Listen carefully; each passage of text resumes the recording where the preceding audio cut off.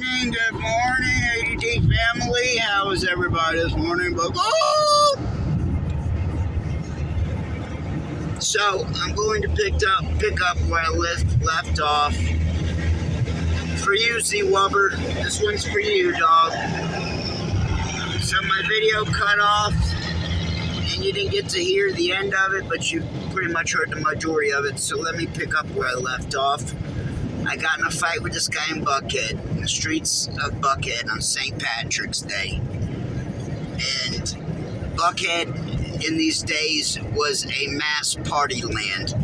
There was a square radius of about 5 miles-ish, maybe 2-3 miles of nothing but bars and clubs. And so it was happening. There was lots and lots of people out in the streets, etc. So I get in a fight with this guy, bump into this guy, he spills I see his drink in like slow motion.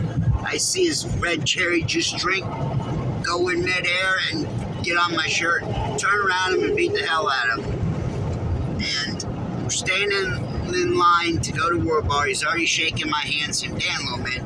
I was on him, fighting him, and there's a slew of guys. I remember a bunch of my buddies trying to pull me off, and they couldn't. I was going ape shit, and it looked like a wrestling match. I can remember there's a bunch of guys in there all trying to break me apart, but they're not, and they're slipping, and so I remember it looked like a mud wrestling match. So Todd tries to break it up, and I punch him in the nose and break it and bloody his nose. And we're standing in line going into World Bar, which was one of the hottest clubs in Atlanta and Buckhead at the time. And as I've discussed before, this was like our bar. Me and 20 guys that I went to high school with all used to go there. We were all friends with one another. Not bragging or complaining, but we were pretty much the popular guys. Not just meaning jocks, just whatever, okay? So, me and 20 of those guys all stand in line going bar. And Todd walks over to this guy's and says, we're standing in line. He says, "Oh, hell no, you ain't going in our club." And he goes over and he blows his nose on this guy's shirt. Bloody ass nose. And the guy didn't do nothing. It was quite odd. So, we would fight in this place, World Bar. So like I said, we were friends with all the barbacks and the bartenders, and we knew all those guys well, even outside the club. And I've discussed this in other videos. And there was Atlanta police was the security in there every weekend, right? Well, we'd fight so much, and we was cool with the cops. We'd get in a fight, and we would get escorted out by the police. Normally, you would go to jail. There again, we fought so much, and we were friends with the cops. We would just get thrown out of there for getting in a fight. We wouldn't go to jail. 2 miles, take exit 57 for I-75 South, I-85 South toward Macon, Montgomery. Where just about anyone else would go to jail. So like I said, we're friends with the cops. So there's a lot of fighting going on in this bar all the time. As you're aware and you know, guys get drunk, they puff their chest out.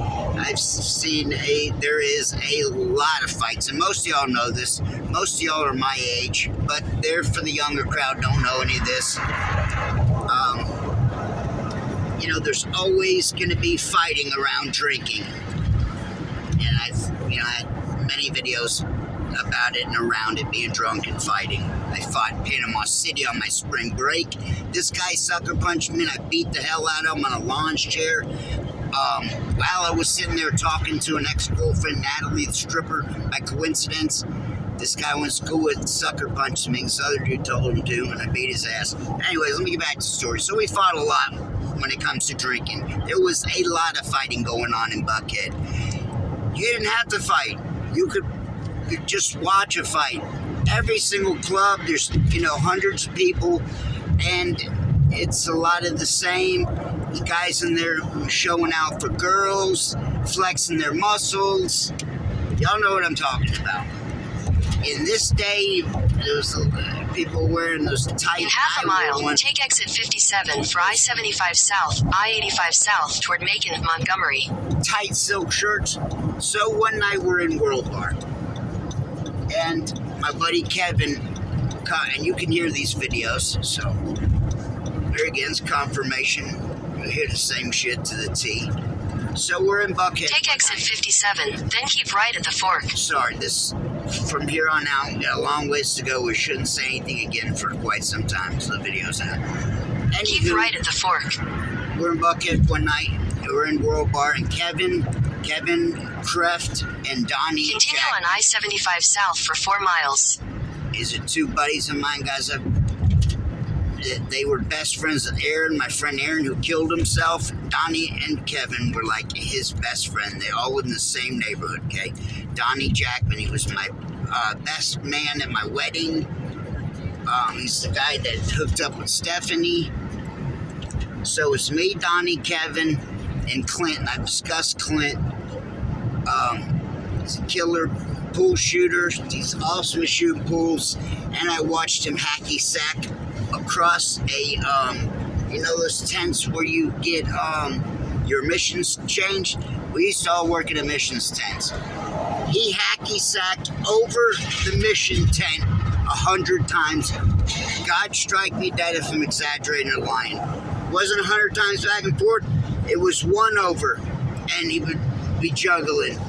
Another over and be juggling. Back and forth. He did that 100 times without the hacky sack hitting the ground. Sat and watched it. So he was a kicker in the football team. Got good legs. Played soccer. So Kevin comes over and says, "Those guys are fucking with me." I said, "Okay, so straighten it out." Hothead, known for being a hothead. So I said, "So what's your problem?" And Buddy goes to swing on me, and I put my arms up, and this buddy comes around behind me and grabs my arms, right? He pinned my arms on my back for a second. So, okay, by this time, Kevin's going to get Clint. Kevin and Donnie, both like the passive, quiet guys. They're not fighters, complete opposites. They're those guys. Really weren't into sports that much. You catch my drift. So the guy grabs my arms by my side. I jump up. It's on everything. I jump up with both feet and do a hee-haw kick. Kick the guy back. Break free. Turn around and beat the hell out of this guy.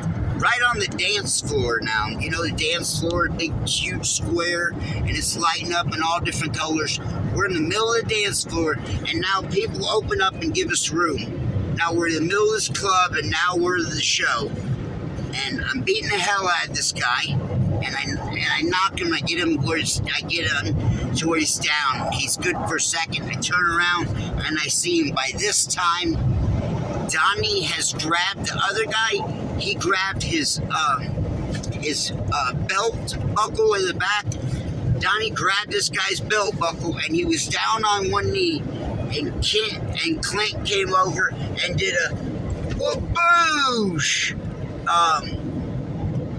Super Bowl football field punt kick. Had it off, teed off on this guy. Like I said, the dance floor spread open some, and Clint comes running across the dance floor, and boom! And kicks this guy and knocks him back and knocks him out.